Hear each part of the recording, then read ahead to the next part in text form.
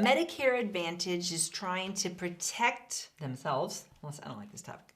What is prior authorization and why is it one of the most frustrating parts of a Medicare Advantage plan? Prior authorizations means your doctor said, hey, Medicare Mama Sylvia, you need a new knee. I hope not, but everybody on my mom's side has all new knees, so I'm afraid this is coming for me. You need a new knee. If I have a Medicare supplement plan, I say, okay, can we schedule it next Thursday? That's how easy it is.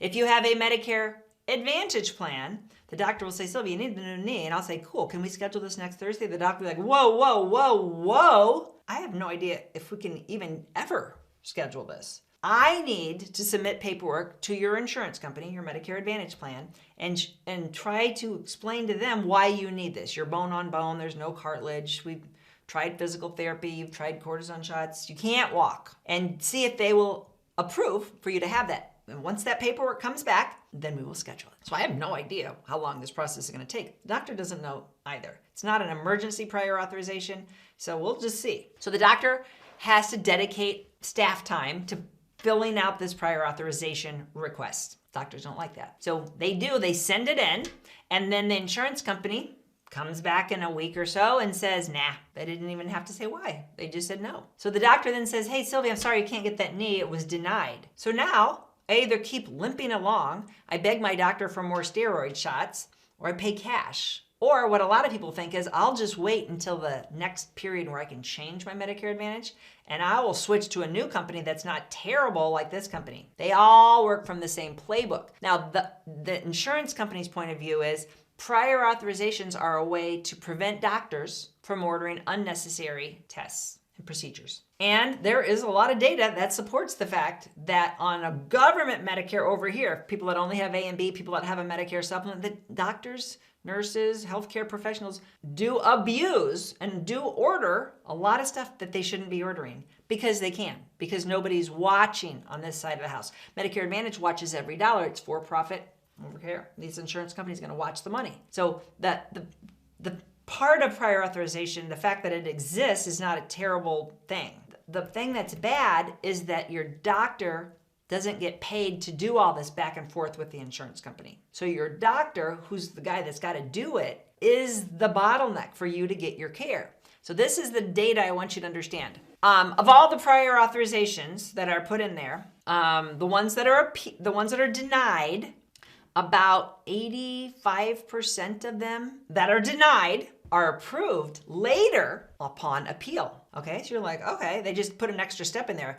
The doctor's gonna put it in, it's gonna be denied, and then I'm gonna appeal it, and 85% are gonna be approved, and then I'll get my hip a couple weeks later. Okay, the problem here is that about 12% of denied claims are actually appealed. Why are they not all appealed if 85% are approved on appeal? Because your doctor doesn't have the staff to do it, doesn't have the labor to do these appeals. They don't tell you that, they just say it was denied.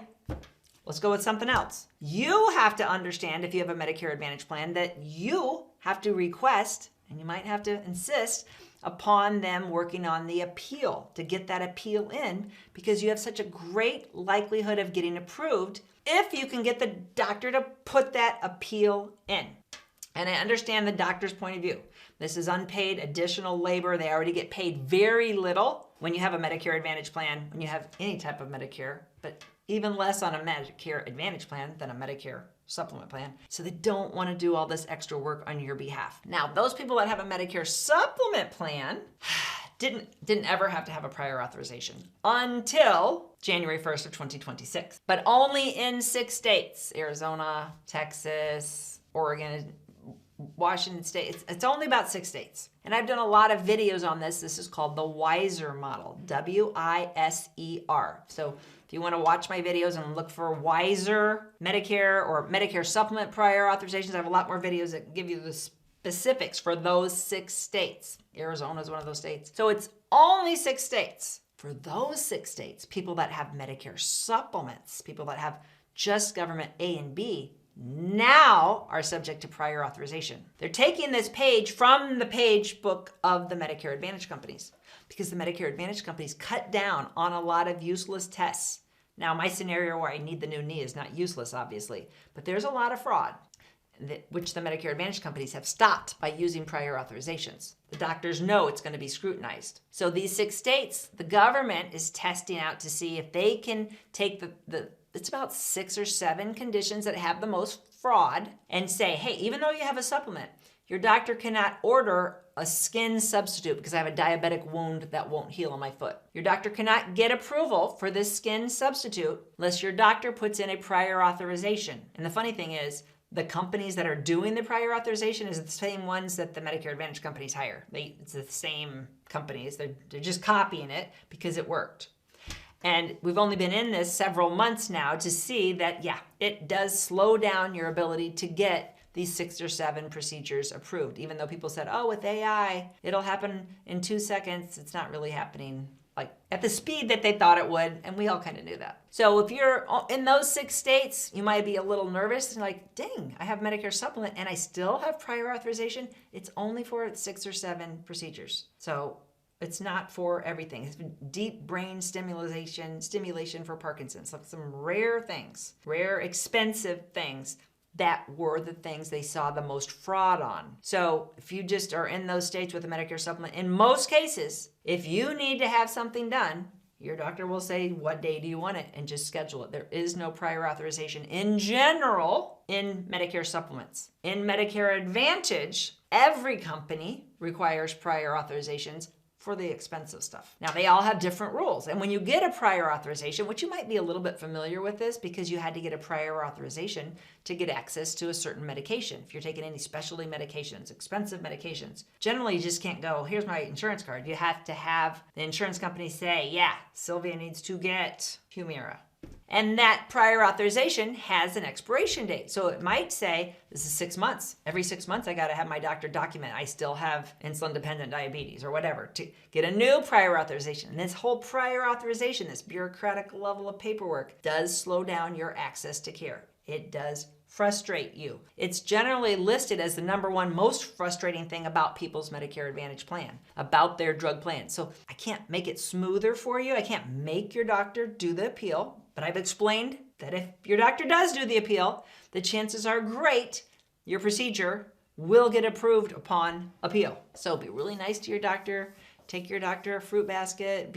I don't know what you do to get your doctor to do this extra unpaid paperwork, but sometimes that's the only way to fight yourself through with Medicare Advantage plans. And some people will say, well, is this company better or is this company worse? They all are very similar in their prior authorization procedure and granting the appeals. They're all very similar. So it's just part of being on the private Medicare Advantage side. I'm not saying this is a bad side to be on. People keep hearing me say, you hate Medicare Advantage. Absolutely do not. Medicare supplement is very good for some people. Medicare Advantage is very good for some people. The key thing is that you understand how they work, what plan that you have, what your options are. And that's what we do, the Medicare family, is we're trying to explain to you how they work and give you some advice based on your health, based on where you live, what's available, what health conditions you have coming up, how it works, and maybe this side's better for you based on your needs. Maybe this side's better for you. Obviously, that's going to be more driven by budget and what's available in your plan, but our help is free, the Medicare family. My family's been doing this for over 45 years now. We are a 3rd-generation family business licensed in all 50 states. You can book your appointment online for Medicare only, not for Social Security help, not for estate planning, a lot of other things I talk about like taxes in my video, but for Medicare help, our help is free. Go to our website, themedicarefamily.com. Book an appointment in your time zone. We will call you and we will educate you and help you make a decision that you feel most comfortable with. And sometimes you're going to be calling us and redoing this every single year because Medicare Advantage plans change every year, sometimes quite dramatically. So we'll be having that call every year. If you learned something today, please share this with one of your friends that is in need of education about Medicare. Or give me a comment below. And the ultimate thank you if you enjoyed this video is to follow my channel. I appreciate you watching. Thanks.